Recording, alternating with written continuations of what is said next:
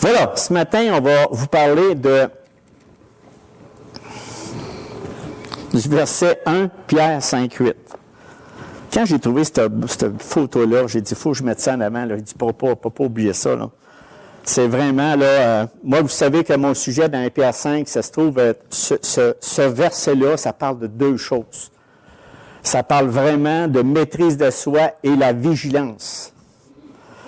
Vous savez, Pierre, dans son épître, toujours que je veux débuter avec ça, on l'a lu parce que ça fait les deux messages que j'ai mis là-dedans, au verset 5 et au verset 6, qu'on a vu les derniers 6 et 7, qui étaient humiliés, vous. Non, le premier, c'est-à-dire le verset 5, soyez soumis. On parlait de la soumission. Après ça, on parle ici au verset 5 et 6, humiliez-vous sous la puissante main de Dieu afin qu'il vous élève au temps convenable. Et dans ce verset-là aussi que j'ai parlé, c'était déchargez-vous sur lui de tous vos soucis et car lui-même prend soin de vous. Donc, on a vraiment vu 3 éléments dans cette portion d'Écriture. Et ça représente la soumission, l'humilité et la confiance en Dieu. Là, on est rendu à la maîtrise de soi et la vigilance.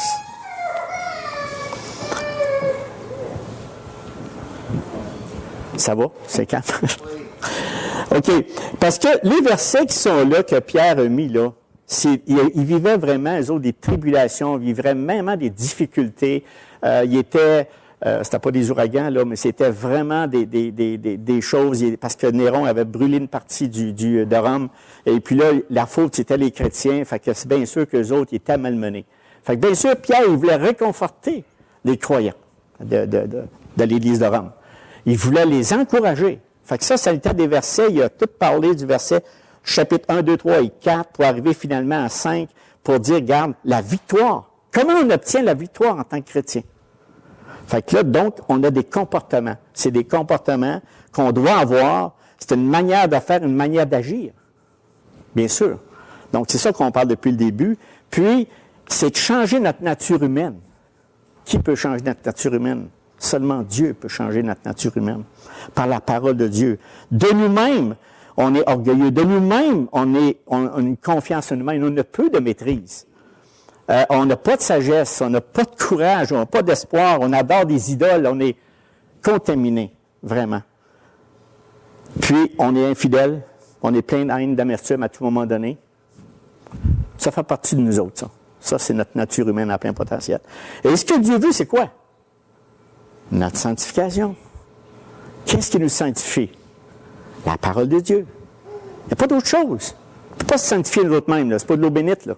On ne met pas ça dedans, là, ça ne nous change rien, ça. Ça prend la parole de Dieu pour nous laver à tous les jours, pour nous sanctifier, pour nous faire ramener à des bonnes intentions, à un bon comportement. Donc, ici, on va faire juste une petite rétro. La soumission à la parole de Dieu, ce qui est vraiment important, parce que c'est pour ça que mais Pierre parle de la première chose, la soumission, parce que si tu n'as pas de soumission,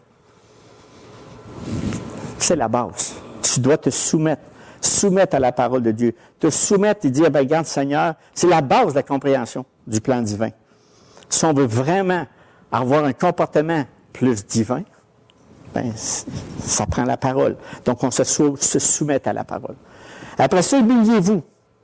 C'est vraiment revêtir le vêtement de l'esclavage, de l'esclave. Tu sais, un esclave. On était esclave du péché. C'est ça qu'on était avant. Vous n'avez pas l'air d'accord? C'est l'esclavage. On était esclaves du péché. Christ nous a délivrés de cet esclavage-là. On n'est plus esclaves du péché. Malgré qu'on est encore dans ce corps de mort-là, comme Paul dit tout le temps. Qu'on est toujours porté au péché. Et j'avais parlé d'un exemple aussi qu'on avait parlé du lavement des pieds, que Christ s'est humilié, je veux dire dans le sens qu'il a montré qui on devait être. Lui-même, il a lavé les pieds de ses disciples pour montrer qui est le plus grand entre vous. Celui qui est serviteur de l'autre. Donc, on est des serviteurs des autres. Et finalement, la confiance, de décharger sur lui tous vos soucis, car lui-même prend soin de nous. Le serviteur doit se décharger de tout mécontentement, tout découragement, tout désespoir, toute souffrance, toutes les remettre en lui. C'est ce que Pierre veut Il veut motiver et encourager, même s'il nous arrive les pires choses dans notre vie.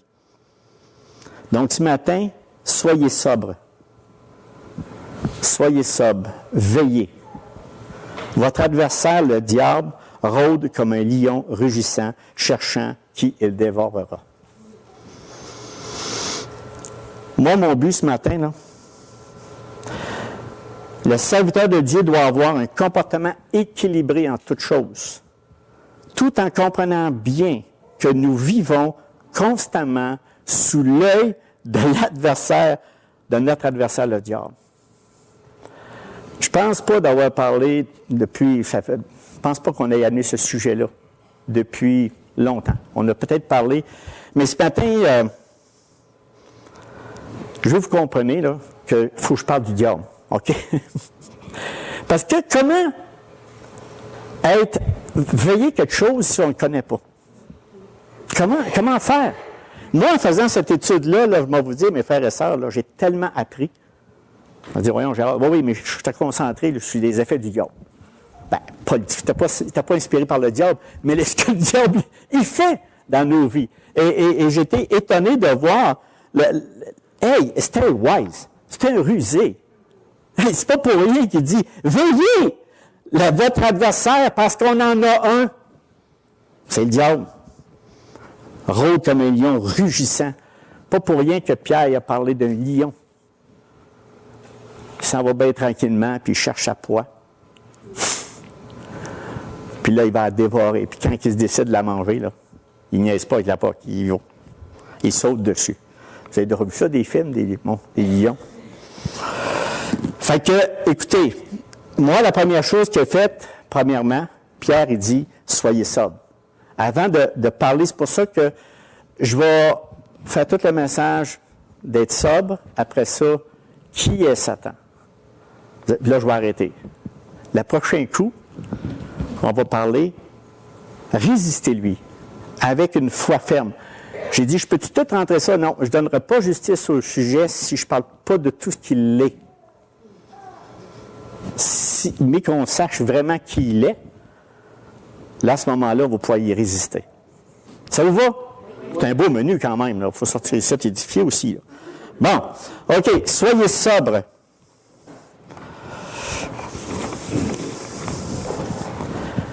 Maîtrise de soi, c'est parce que le sujet, quand on parle de sobriété, on pense à quoi? On pense à l'alcool. OK? Soyez sobre. Bon, ben écoute, là, quelqu'un qui est sous, ben là, sois sobre. Mais quand tu regardes vraiment la définition du mot grec et tout ce que ça veut dire, ça va un peu plus loin que ça. Ça va plus loin, ça a une définition, dans le sens que Pierre, lui, trouve ça très important. Il le répète dans 1 Pierre 1,13 qu'on va voir tantôt, 1 Pierre 4,7, 1 Pierre 5,8. Il parle à 3 reprises dans le même livre de 1 Pierre de la sobriété, d'être sobre. Soyez sobre. Soyez, ça, c'est un impératif. Ça veut dire, là, tu ne peux pas dire, OK, non, c'est un impératif. Soyez. Ça veut dire exister, avoir une réalité de ce qu'on est vraiment. D'être vraiment sobre. Commençons par la définition du dictionnaire. Ça commence par ça, ça va être toujours un peu. C'est quelqu'un qui mange ou boit avec modération, en particulier qui boit peu de boissons alcoolisées. Une autre définition, qui montre de la mesure, de la réserve en quelque chose. Être sobre dans ses déclarations, par exemple, dans le langage. Il y en a qui sont colorés, hein? Mais ça prend un langage sobre. Dans notre habillement. Il y en a aussi, c'est flamboyant. Mais il faut être sobre dans notre habillement aussi. Qui est marqué par la mesure, la modération, c'est-à-dire dans les dépenses ordinaires de tous les jours. Il est sobre dans ses dépenses. On va prendre un architecte qui va être sobre, c'est-à-dire qui ne surchargera pas d'ornement. Tu sais, ça en est tout de la sobriété. Mais les synonymes, maintenant, j'aimerais ça vous donner les synonymes. Abstinent, économe, frugal, mesuré, modéré, modeste, pondéré, réglé, réservé, restreint, retenu et tempérant. Austère, classique.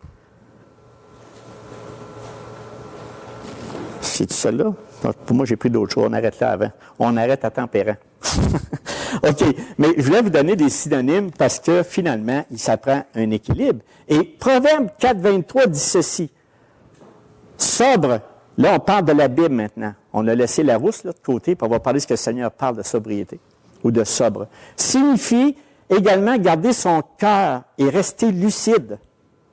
De rester lucide. Proverbe 4, 23 dit « Garde ton cœur plus que toute autre chose, car de lui viennent les sources de la vie. » On va voir un peu plus loin tantôt de ce qui sort du cœur. C'est pas toujours cute. C'est pas toujours beau. Soyez sobre. Donc, la sobriété, c'est de s'abstenir de tout excès, quel qu'il en soit, quel qu'il soit, aussi bien dans le manger et dans le boire que dans nos paroles et nos gestes.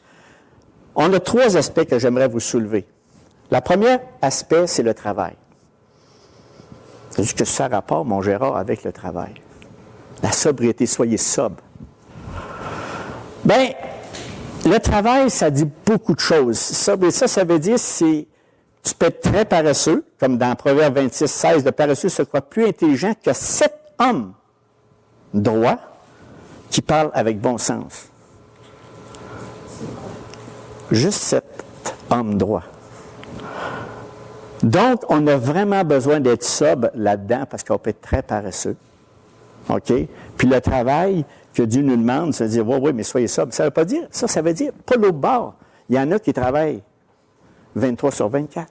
Tu sais, soyez sobre. Ça veut dire, sois équilibré. Travaille ce que tu dois faire. Fais ce que tu as à faire. Puis prends du repos quand il faut que tu prennes du repos. Travaille quand il faut que tu travailles. Puis travaille pas trop. Parce que si tu travailles trop, c'est ça que Pierre dit.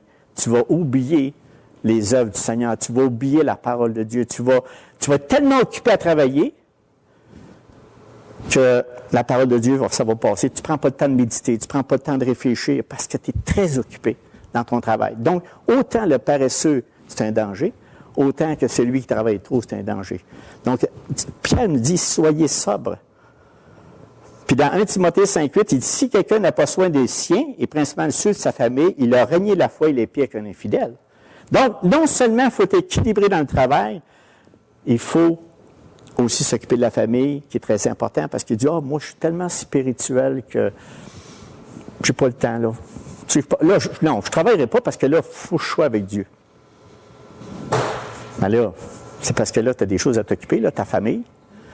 Parce que c'est ça, j'ai déjà entendu ça dans toutes ces années-là. Quelqu'un dit, moi, fini. Je travaille plus, je m'occupe, là, je vais me concentrer sur le Seigneur.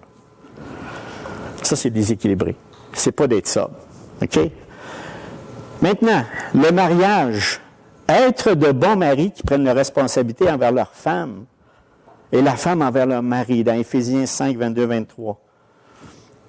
Femme, que chacune soit soumise à son mari comme au Seigneur. Marie, aimez vos femmes comme Christ aime son Église. Ça ne vous rentre pas dedans, ça? Non. On s'en l'air simple, il dit, on fait ça facilement, c'est pas de problème. La semaine passée, on était à une conférence, la gestion des conflits, ou en tout cas, le conférencier, c'était Alexander Stroud. Et il faut dire quelque chose qu'il a dit, mais ça m'a vraiment fait sourire. Mais je vais vous le dire à vous autres, vous allez savoir, c'est pas un secret. Il dit, là, je vais vous dire quelque chose. Il dit, j'ai vraiment marié une pécheresse. Ah non, il m'inquiète, là, écoute, là, vraiment, là, il dit, j'ai marié, tu te souviens? J'ai vraiment marié une pécheresse. Écoutez-moi bien, là. Mais là, c'est parce qu'on parlait de gestion, tu sais. Mais là, je tombe sur le cas du sujet. Mais il dit, elle aussi, elle a marié un pécheur. OK? Mais c'était ça pour dire que, mes frères et mes sœurs, des conflits, cherchez pas, vous allez toujours en avoir. Mais qu'est-ce que vous en faites avec? Avec les 2 versets que je viens de vous lire tantôt. Écoutez, il y a juste le Seigneur qui peut nous aider à faire ça, là. Il y a juste le Seigneur qui peut nous aider, qui peut nous transformer pour être sobre dans le mariage. En comprenant bien. J'aimais l'analogie parce que ça rentre dedans, tu sais. Quand il a dit ça, il dit, qu'est-ce qu'il va dire après? Mais il dit, elle aussi a marié un pécheur. Fait qu'il dit, on a besoin de Jésus-Christ pour nous transformer. Voyez-vous, on a besoin de Christ dans nos vies. L'autre élément de sobriété, c'est la parole de Dieu. Puis ça, c'est un élément, mes frères, mes sœurs, que je veux vraiment soulever ce matin. Quand Pierre parle de sobre, soyez sobre. Le diable qu'on va parler, qu'on va décrire tantôt, qu'on va voir la ruse de ce qu'il est, de ce qu'il fait, il sert de ça, là, c'est incroyable. Ah, tu veux, toi, aimer le Seigneur? T'aimes ça, la Bible, toi? Ouais. Je te regarde, là. Je vais t'en mettre plein ta vue. Je vais t'organiser. Je ne sais pas si vous me suivez, là. Mais Proverbe 17, 24 dit ceci. La sagesse est devant l'homme intelligent, mais les yeux de l'insensé sont à l'extrémité de la terre. Vous savez tout ce que ça veut dire, ça? Non. Moi-même, il est obligé de regarder, Gérard. Il est obligé de checker ça. Ça, là, c'est un insensé qui n'a pas d'objectif clair. Ah, plus tard demain. On verra. Il est toujours au bout de la terre. Ah, pas le temps demain, après-demain. Dans 1 an, on va faire ça. Dans 2 ans, on va faire ça. Dans 4 ans, on va faire ça. Dans 5 ans. Mais il n'y a pas d'objectif clair. Donc, c'est ça que ce verset-là dit. Et nous, dans la parole de Dieu, on ne peut pas remettre au lendemain. Tu peux pas. Si tu veux être sobre, tu dois te nourrir régulièrement de la parole de Dieu. Parce que le diable, là, lui, là, il attend rien que ça que tu dormes. Il attend rien que ça. Puis quand que, voyons, t'es correct, là. Tu vois là, comment tu es saint, là. Comment tu es bien sanctifié, comment ça fonctionne dans ta tête. Regarde, casse pas ta tête, là. Demain, là, tu vas avoir du temps.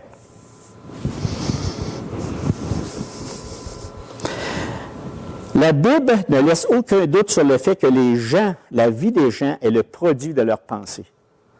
Retenez ça. La vie des gens est le produit de leurs pensées. C'est écrit noir sur blanc dans Proverbe 23, 7. Vous allez dire, c'est ainsi, tu sors pas mal de proverbes, mais moi vous dire, je viens d'écouter de la formation sur les proverbes. Un livre riche de toutes sortes de comportements. Tu ne te trompes pas, c'est Dieu qui l'a écrit dans les proverbes. C'est écrit, car il est comme les pensées de son âme. Proverbe 23, 7. Il est comme les pensées de son âme. Si nos pensées viennent de ce monde, on va penser comme ce monde. Si nos pensées viennent de la parole de Dieu, il n'y aura pas de problème. On va grandir avec Dieu. Mais avec ça, c'est que lui, le diable, là, en fait, là, j'avais un mot ici qui va faire sortir un petit peu de notre ordinaire, un mot qui s'appelle gigot. Avez-vous entendu parler de ça? Gigot. Ça, on utilise ça, nous autres, dans le système informatique. C'est garbage in, garbage out. Qu'est-ce que ça fait là le matin? Gigot. Ça, c'est un acronyme informatique. Cela veut dire que la qualité des résultats ils sont en fonction de la qualité des données qu'on rentre. Tu m'as suivi? T'as-tu compris ça, toi? Ça veut dire ce qu'on rentre au début, c'est ce qui va sortir au bout. Qu'est-ce qu'on met dans notre cœur, c'est ce qui va sortir. Tu ne peux pas faire autrement. Tu vas mettre le garbage dans notre cœur, c'est ce qui va sortir au bout. D'accord avec ça? Oui. Absolument. Donc, dans Marc 7, 20, 23, il dit ce qui sort de l'homme, c'est ce qui souille l'homme. Qu'est-ce qu'on met dans notre cœur? Qu'est-ce qu'on y met? Donc, c'est ça qu'il dit, Pierre. Il dit, soyez sobre. Soyez sobre. Regardez ce qui rentre dans dans vos pensées. Est-ce qu'ils sont en concordance avec la volonté du Seigneur? Est-ce qu'ils vont dans... C'est ça qu'il faut penser et réfléchir. Donc, 1 Pierre 1,13, il dit, c'est pourquoi saignez les reins de votre entendement, soyez sobre et ayez une entière espérance dans la grâce qui vous sera apportée lorsque Jésus-Christ apparaîtra. C'est important d'être sobre. Puis il répète, c'est un esprit sobre caractérisé par la fermeté, la maîtrise de soi, la clarté des pensées, l'attitude aux décisions morales.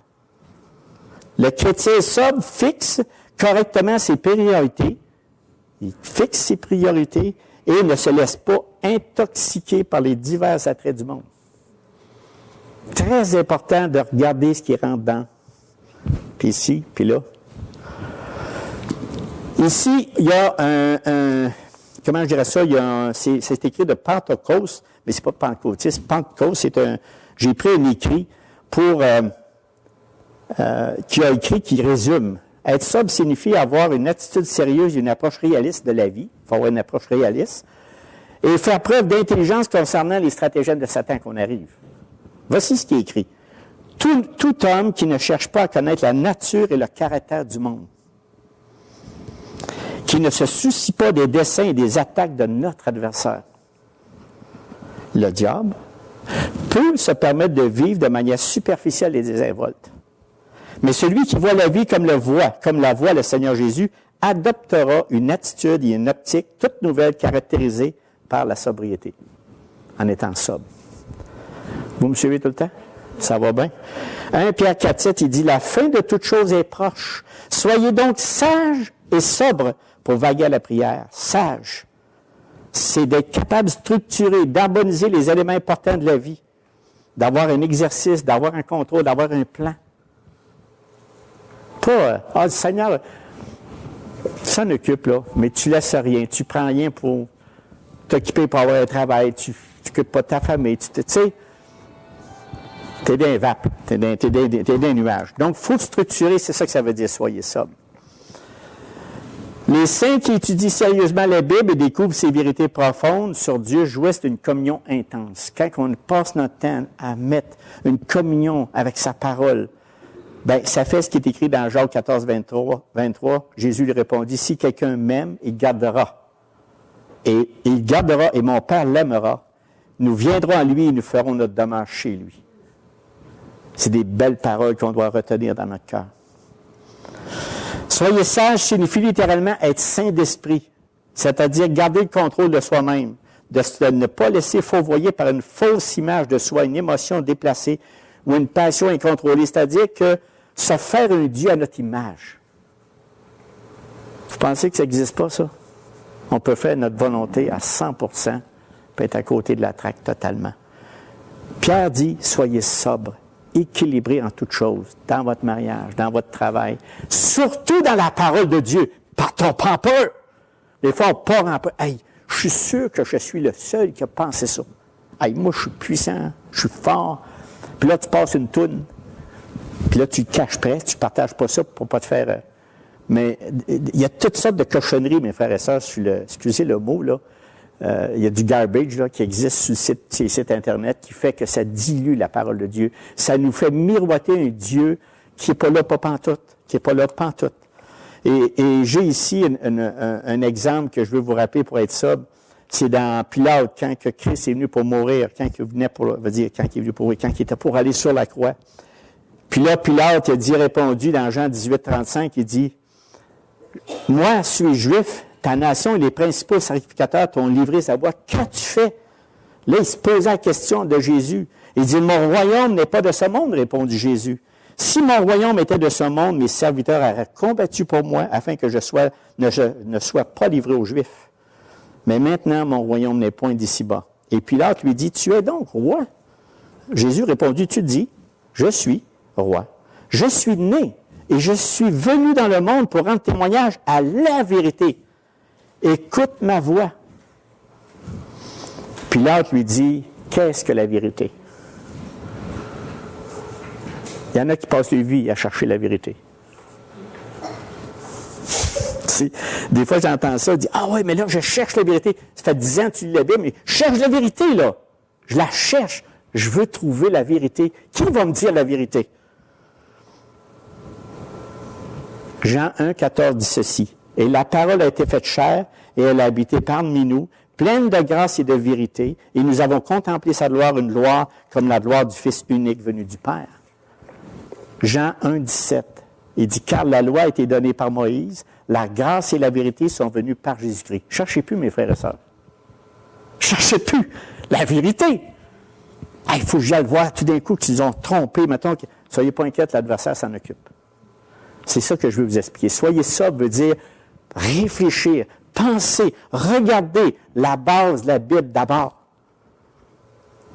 Jean 14, 6, il dit, « Je suis le chemin, la vérité et la vie. » Cherchez pas. Christ est la vérité. Juste Jésus-Christ, savoir qu'il est mort sur la croix, vraiment mort pour nous. Si on y croit, vraiment, puis on voit notre état piteux, c'est officiel. Puis on dit, « Seigneur, viens au secours de mon incrédulité. Je crois, tu vas avoir la vie éternelle. » Il reste là qu'on a toujours ce côté-là, puis je vais présenter ici l'homme.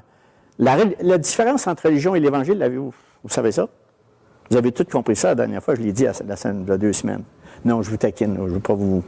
Je vous taquine. Non, mais c'est important ce que je vais vous dire là. C'est important. Gardons ça dans l'esprit. Gardons-le clairement. La religion, c'est l'homme qui pratique et vit une religion, c'est qu'il doit faire absolument quelque chose pour Dieu. Il prie, il jeûne, il fait la lecture de la parole de Dieu tous les jours, il se rend à l'Église toutes les semaines en croyant que toutes choses vont le rendre acceptable et juste devant Dieu. Il vit pour lui-même. Il est bon. OK? Comme si tout lui était dû. Ben là, tu m'as créé, Seigneur, tu m'appartiens. Ça veut dire, hey, juste l'inverse, mais tu dis quasiment à Dieu, ben garde. Là, je dis pas que c'est mal de prier, puis je dis pas que c'est mal de jeûner, puis je dis pas que c'est mal de lire la lecture de la Bible, ni d'aller à l'Église. Pas ça. C'est qu'il faut saisir que l'Évangile, c'est l'homme qui pratique et vit l'Évangile de Christ, c'est celui qui sait parfaitement que c'est Dieu qui a tout fait pour lui. Il le sait, et qu'il l'a appelé, qu'il l'a justifié quand il l'a cru à son Fils, qu'il le sanctifie à tous les jours par sa parole, qu'il le glorifiera à la résurrection des morts. C'est incroyable. Et par sa grâce, l'homme vit pour Dieu et pour son prochain. En priant, en jeûnant et en lisant sa parole régulièrement, en ayant une communion fraternelle avec les frères et sœurs. Résumé, vous aimez ça des phrases courtes?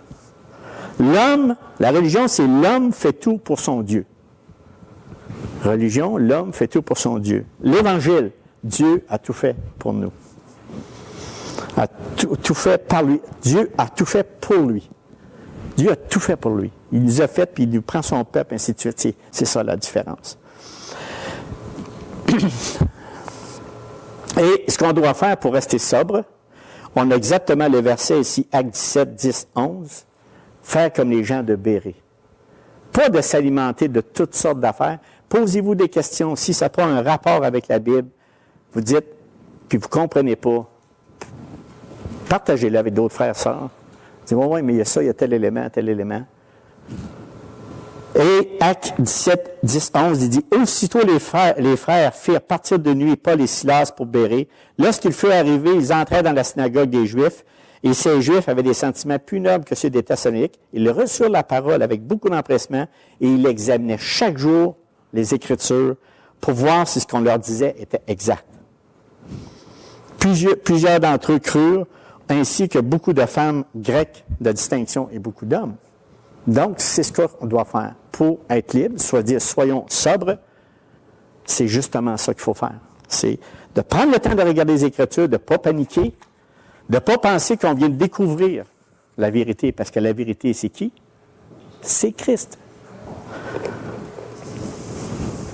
L'obéissance est le début de la repentance.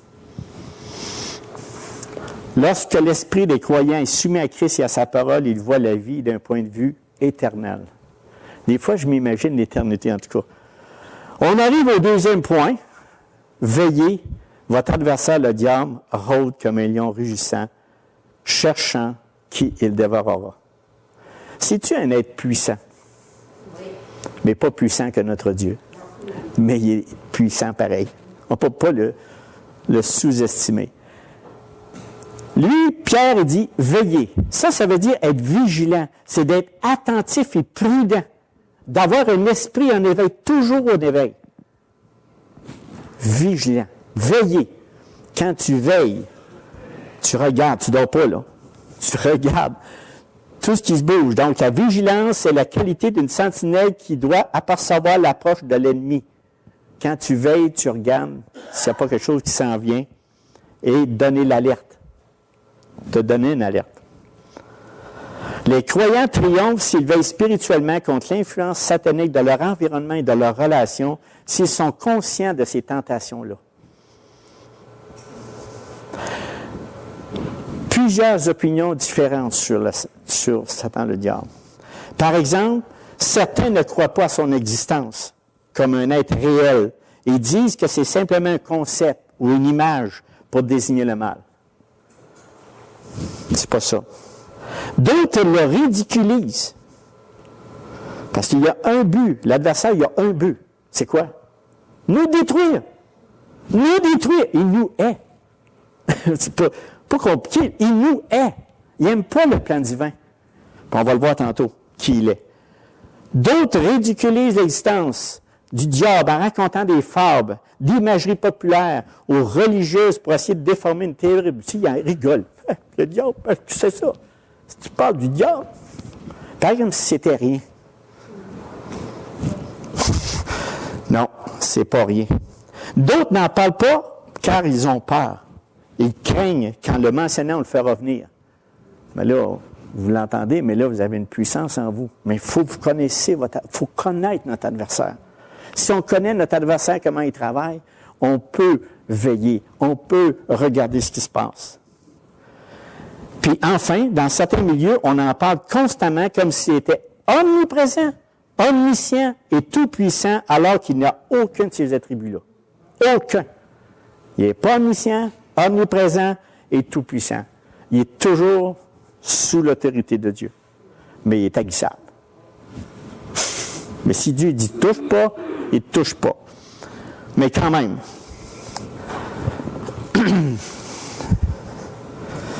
Et parole écrite, la Bible, c'est lui qui peut connaître mieux Satan le diable.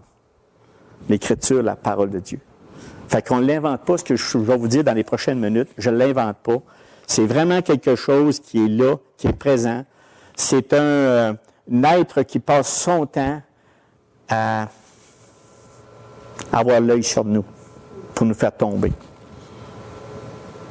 Sous-estimons pas là. C'est pas pour ça, c'est pas pour rien qu'il nous arrive toutes sortes d'idées farfelues. Soyez pas inquiets.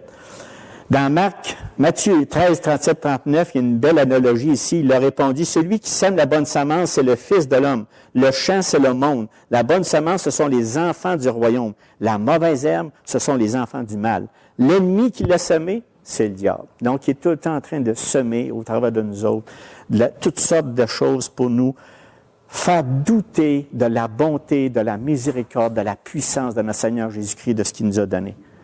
Toujours en rapport avec nous. Mais lui, il ne se lâche pas. Hein?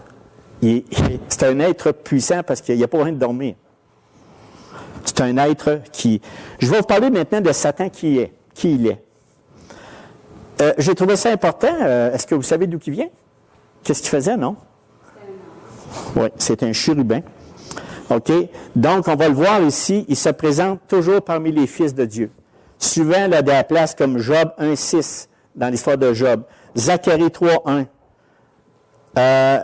Et Satan vient au milieu d'eux. Dans Zacharie 3,1, il me fait voir le grand-père Josué debout devant l'Éternel, et Satan se tenait à sa droite pour l'accuser. Donc, ici, dans Ézéchiel, vous lirez le livre d'Ézéchiel, le chapitre 28, versets 11 à 15. Ça décrit exactement où vient cet être. D'où il est, qu'est-ce qu'il fait? La parole d'Éternel me fut adressée en ces mots.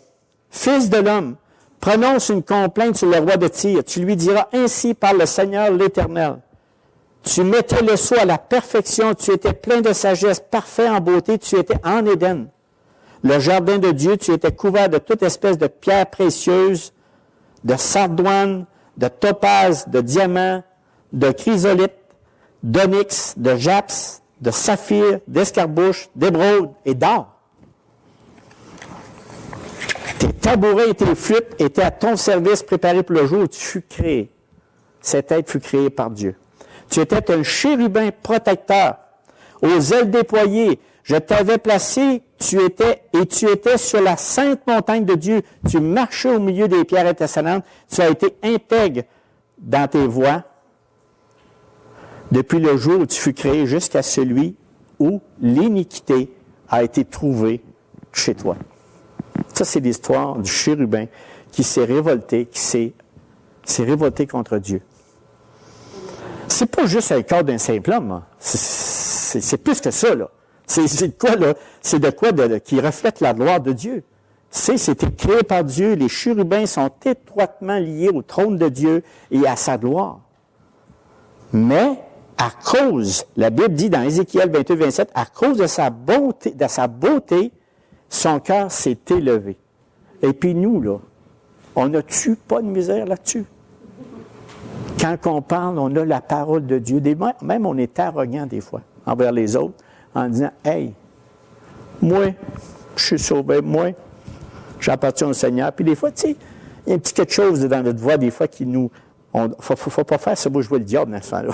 Je vois vraiment le diable qui est en... Hey, Gérard, calme tes nerfs. C'est le même qui a commencé, lui. C'est le même qui s'est révolté contre Dieu parce que sa beauté, son cœur s'est élevé. Puis qu'est-ce qu'il a fait? C'est écrit dans Isaïe 14, 12, 14. C'est exactement ce qui est arrivé à Satan.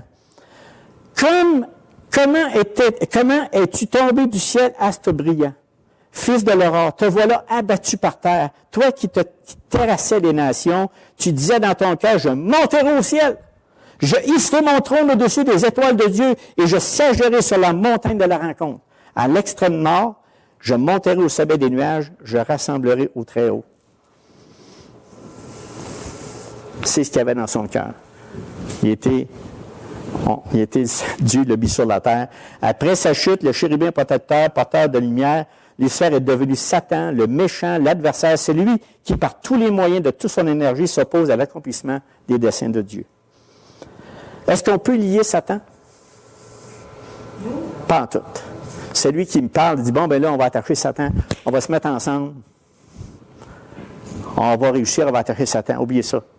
Il n'y a rien qu'un qui va le faire, puis c'est Jésus lors de son avènement.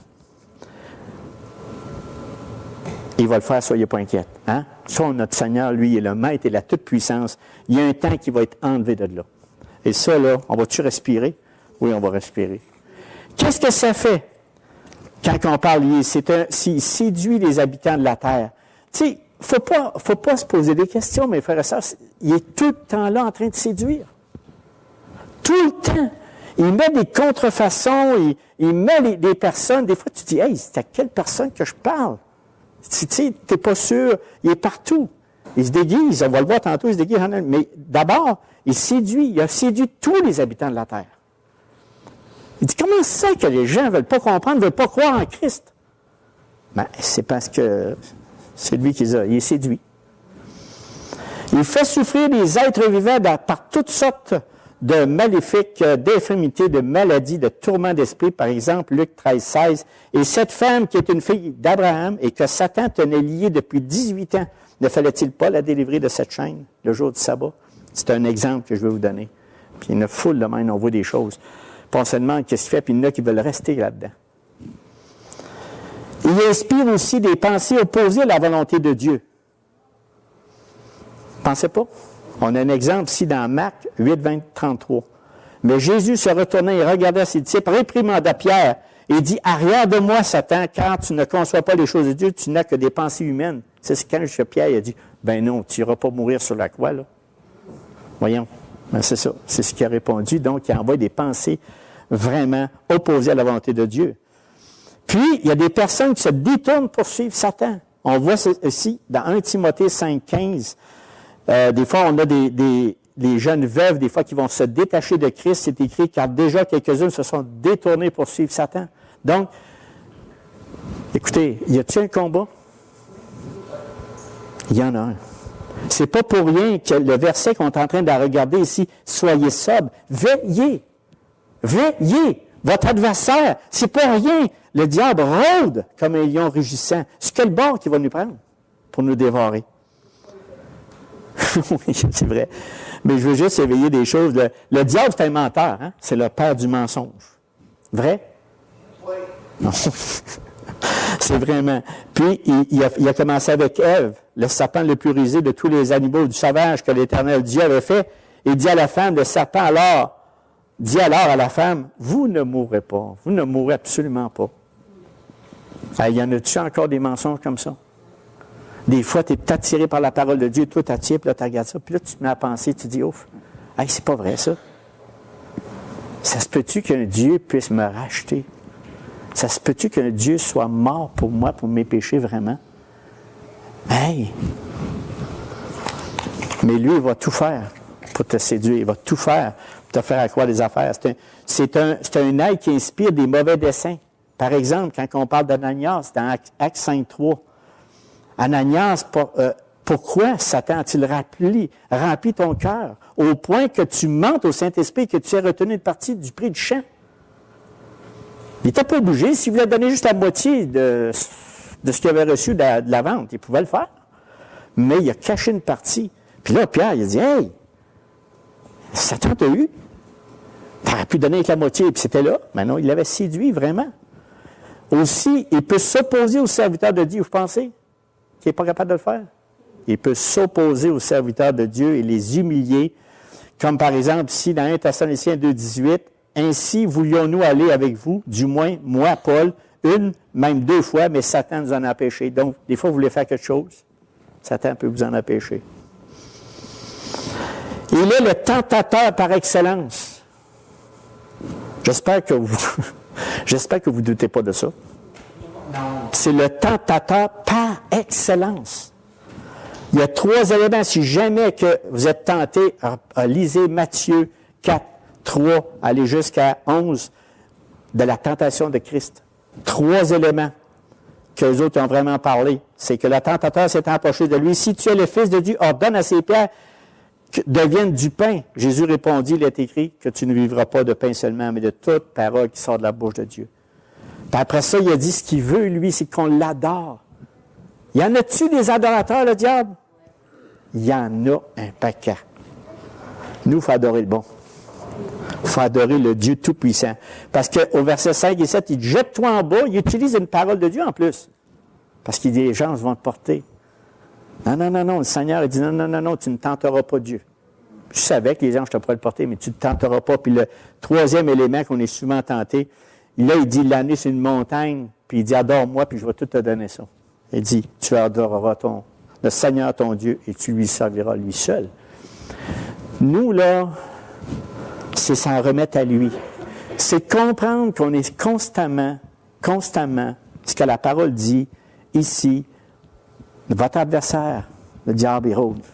Fait que soyez pas surpris de tout cela. Soyez pas surpris. Il est l'accusateur des rachetés de nuit et jour. Dans Apocalypse 12:10, il dit, il est tout le temps là en train de nous accuser. Car tu n'es pas correct, tu fais pas ci, tu fais pas ça. Dieu ne peut pas t'aimer. Il ne peut pas t'aimer. Après ça, il se déguise en ange de lumière. Es-tu capable de faire ça? Pleinement. Il est capable de vraiment faire ça dans tous les points de vue. Comme par exemple, on va voir, on peut reconnaître rapidement ce qui vient du dehors, tout ce qui produit de la division, l'abandon d'une foi saine, l'égarement dans des enseignements pernicieux, la ruine, penser à l'ivraie, toujours dans le combat. J'apprends-tu quelque chose, mon matin? Bon, ben tant mieux, Gérard, ça va bien. Tant mieux, c'est ça. Fait que là, puis c'est bon de se renouveler, regarde. Tu sais, j'ai regardé ça, puis j'ai dit, il faut parler de ça. C'est un élément, puis je voulais mettre l'image en arrière, là, pour que restez vigilants. Restez vigilants. Vraiment. On peut se poser des questions qui concernent l'hypnose, le yoga, il y en a-tu?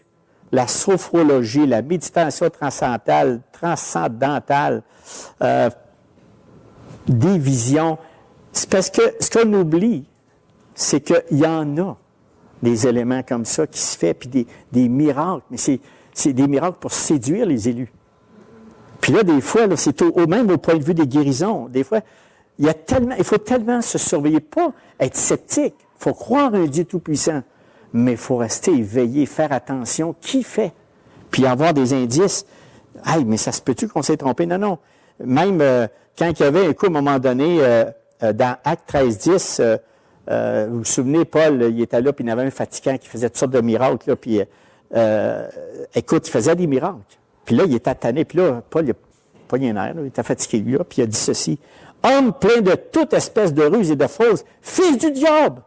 Ennemi de toute justice, quand est-ce que tu vas cesser de pervertir les voies droites du Seigneur? » Mais, tu sais, je veux dire, dans le fond, tout ça, c'en est tous des éléments que nous, il faut faire attention d'où ça vient. Je ne doute pas sur la guérison. Je ne doute pas, Dieu peut guérir. Mais en même temps, il ne faut pas se laisser éliminer par des personnes, surtout humaines, parce qu'ils peuvent être déguisés en anges de lumière. Il y a vraiment des personnes qui n'appartiennent pas à Christ. Leur but, c'est de arracher les vrais enfants de Dieu, les prendre puis les séduire comme il faut. Et un des grosses ruses là-dedans, c'est de se donner de l'importance, comme des fois on dit, bon ben là, moi, il faut que j'observe le sabbat, il faut que j'observe certaines règles. Et c'est pas parce que c'est mauvais, c'est parce qu'il faut suivre toute l'histoire. Il faut suivre que Christ est venu accomplir. Ces choses-là étaient du passé, puis là, ben lui, l'agneau qu'on attendait, il est là. Il était versé, son sang est versé. Mais c'est tous des éléments qui nous donnent de la crédibilité. C'est tous des éléments qu'on sort des Écritures pour nous donner « Ah, nous autres, on a la vérité. » Écoutez-moi, ça, là, après toutes ces années-là, là, tu as de quoi à pogner les nerfs. Hein? Attendre ça, moi, là, des fois, je dis « Ouais. Ah, moi, là, je l'ai trouvé la vérité. » Il dit « Par quoi? Qu'est-ce que tu as lu? Qu'est-ce que tu as vu? Qu'est-ce que tu as entendu? » Non, mais tu sais, je dis « Un seul est la vérité. Un seul a la vérité. Et c'est Christ. Si tu as Christ, tu as tout. » Moi, elle m'a dit, c'était simple, mon Gérard, c'est simpliste, on a fait. Oui, exactement. Exactement. Pas dur, pas en tout. On est dans l'Église de Christ. On est des enfants de Christ. Et la vérité, c'est Christ. Fait que tout ce que tu ajoutes autour, là, tes petites cérémoniates, là, puis moi, je vois des personnes, même, faire des jeûnes, puis je dis pas que c'est rien de mal. Mais crois vraiment que tu peux renverser Dieu. Là, je dis, qui t'adore, là? Ton nombril ou Dieu? Tu sais, ce que je veux dire, c'est qu'il faut faire attention dans la façon qu'on chemine avec Dieu. Il faut vraiment y aller sobrement, surveiller, veiller à ce que l'adversaire qui rôde pour te donner une importance devant Dieu, pour te donner une importance qui est au-dessus, qui dit, regarde, toi, tu as la vérité. Qui a la vérité? C'est Christ qui a la vérité. Moi, là, je vais vous dire, là, je ne suis pas rendu au bout. Tout ce que je veux et je désire, c'est que Dieu me remplisse de son Esprit Saint pour que je puisse davantage apprécier ce qu'il a fait pour moi. Et apprécier ce que l'Écriture dit pour moi. Il a tout fait, mes frères et sœurs, tout. On n'a pas à chercher la vérité. On n'a pas à... Et là, on est dedans. On est tout simplement dedans. Mais l'adversaire, le diable qui rôde, va vous faire croire des choses. Il va nous faire croire que nous, regarde, ça, eux autres ne sont pas de Dieu. Les autres, tu sais, toutes sortes de divisions autour de nous, nous donner de l'importance. Quand ça fait ça, là, dites-vous quelque chose, là. Vous savez comment il a perdu ça, lui, là? C'est en étant justement se sentant élevé puis prendre le trône de Dieu. Nous restons humbles. Humbles dans la parole de Dieu. Ceux qui que Satan veut avoir? C'est tous ceux qui appartiennent au Seigneur Jésus-Christ. C'est racheté. Moi, là, je vous donne une image claire, là. Dans Rwanda, là, tu as peut-être 1000 lumières, 2000 lumières, là. Je sais pas, moi. C'est lui qui sait comment. Au travers des ténèbres. Facile de nous trouver. On brille. Par le sang d'agneau. On brille. Et lui, là, l'adversaire, il dit, tout ceux-là, c'est tout à moi. Il m'en reste un. C'est lui, il faut que j'aille le voir. Et c'est lui, on est visé, on est regardé. Le lion qui rôde, notre adversaire est là tout le temps pour nous avoir. Et ça là, ici, là, même, il réclame pour les cribler. Il n'arrête pas. C'est un fatigant. Non? C'est un fatigant. Non, mais je voulais te donner l'idée. Maintenant, la bonne nouvelle de tout ça, je termine avec ça. Puis, écoutez, il y en a des éléments, mais soupçonnez pas. Merci, Louise. Ne sous-estimez pas cet adversaire, mes frères et sœurs. Restez vigilants. Ça va? Moi, c'était pas planter le clou. On finit, le Fils de Dieu parut afin de détruire les œuvres du diable. Vous finissez par une bonne note. Lui, le Fils de Dieu, s'en occupe. Il va s'en occuper. Cassez-vous pas la tête. Il va venir te le ramasser à l'avènement. Il va te l'attacher. On va être fini, on va être libéré. Et ça va être extraordinaire. Vraiment merveilleux. Mais en attendant, il y a un combat entre Satan et l'Église de Christ. Sur la terre. Car il a toujours à l'affût pour nous agresser. Fait que si vous allez continuer à être agressé, mais j'espère que vous êtes encouragés. OK? Ça va? Fait que le prochain message qu'on va donner, c'est dans 1 Pierre 5, 9, parce que la prochaine prédication qu'on va parler, c'est le verset qui suit. Résistez-lui avec une foi ferme, sachant que les mêmes souffrances sont imposées à vos frères dans le monde. Et ça, c'est l'aspect du courage. S'il s'en vient, il faut que je finisse. OK. Fait que ça va, on va être pour ça. Je termine en priant. Seigneur notre Dieu, tu es le Dieu Tout-Puissant. Tu as le plein contrôle de cette terre, tu l'as entre tes mains. Oui, effectivement, Satan, le diable, notre ennemi, ton ennemi, notre ennemi, il est toujours là, Seigneur, pour te détruire. Mais Seigneur, par ta puissance, ta force, par ton sang versé à la croix, tu nous as rachetés. Il ne peut pas nous avoir. On a été mis à part. Et Seigneur Dieu, merci pour ce grand plan divin. Aide-nous à le saisir davantage. Aide-nous, comme on dit dans la prière, ta prière qui dit tout simplement, protège-nous du malin. Dans ta prière qui dit, ta prière modèle dans Matthieu, protège-nous du malin, Seigneur. Puis, tous mes frères et sœurs, on te remet le reste de cette journée entre tes mains. Sois béni au nom de ton Fils Jésus. Amen.